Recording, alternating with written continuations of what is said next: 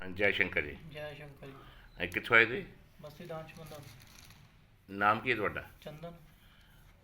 ਅੱਛਾ, ਕੀ ਹੋਇਆ ਸੀ ਤੁਹਾਨੂੰ? ਸਰਵਾਈਕਲ ਦੇ ਬੀਪੀ ਬਹੁਤ ਘਟਦਾ ਵੱਧਦਾ ਸੀਗਾ। ਅੱਛਾ। ਧਰਨ ਸੀਗੀ। ਹਾਂ। ਹੁਣ ਠੀਕ ਆ, ਹੁਣ ਠੀਕ ਆ ਪਹਿਲੇ ਨਾਲ। ਅੱਛਾ, ਤੇ ਹੋਰ ਕਾਹਦੇ ਇਹ ਚਾਰ ਪਾਏ ਸੀ ਤੁਸੀਂ ਪਹਿਲਾਂ? ਅੱਛਾ, ਪਹਿਲੇ ਸਰਵਾਈਕਲ ਬੀਪੀ ਤੇ ਬੀਪੀ ਘਟਦਾ ਵੱਧਦਾ ਸੀ। ਇੱਕ ਲੀਵਰ ਦੀ ਇੱਕ ਇਨਫੈਕਸ਼ਨ ਦਾ, ਇੱਕ ਧਰਨ ਦੀ ਇੱਕ ਲੀਵਰ ਦੀ ਇਨਫੈਕਸ਼ਨ ਦਾ ਸੀ। ਇਨਫੈਕਸ਼ਨ ਸੀਗੀ। ਤੇ ਇੱਕ ਪੇਟ ਦੀ ਇਨਫੈਕਸ਼ਨ ਸੀ। ਪੇਟ ਦੀ ਇਨਫੈਕਸ਼ਨ ਸੀ। ਹੁਣ ਸਭ ਠੀਕ ਹੈ? ਹੁਣ ਓਕੇ। ਤੇ ਹੋਰ ਦੋ ਤੁਸੀਂ ਛੱਲੀ ਹੋਰ ਪਵਾਏ ਨੇ ਨਾਲ? ਦੋ ਛੱਲੇ ਪਾਏ, ਇੱਕ ਖਾਂਸੀ ਜ਼ੁਕਾਮ ਦਾ ਪਾਇਆ ਸੀਗਾ ਅੱਛਾ। ਤੇ ਇੱਕ ਪਾਇਆ ਸੀ ਆਪਣਾ ਪੱਥਰੀਆਂ ਦਾ। ਖਾਂਸੀ ਜ਼ੁਕਾਮ ਕਿੱਦਾਂ ਹੁਣ? ਹੁਣ ਠੀਕ ਆ ਪਹਿਲੇ ਨਾਲ। ਠੀਕ ਹੈ। ਤੇ ਪੱਥਰੀ ਕੋਈ ਨਿਕਲੀ ਹੁਣ ਤੁਹਾਡੀ? ਇੱਕ ਨਿਕਲ ਗਈ। ਕਿੰਨੀਆਂ ਸੀ? 4 ਹੈਗੀਆਂ ਸੀ। ਤੇ ਉਹਨੂੰ ਪਵਾਏ ਕਿੰਨੇ ਦਿਨ ਹੋਏ ਆ?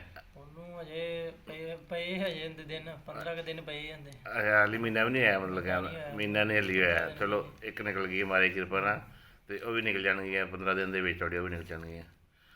ਚਲੋ ਅੱਜ 40 ਦਿਨਾਂ ਬਾਅਦ ਪ੍ਰਸ਼ਾਦ ਚੜ੍ਹਨ ਆਏ ਹੋ? ਹਾਂਜੀ। ਚਲੋ ਠੀਕ ਹੈ ਜੀ, ਮਹਾਰਾਜ ਤੁਹਾਨੂੰ ਤੰਦਰੁਸਤੀ ਦੇ ਜੀ।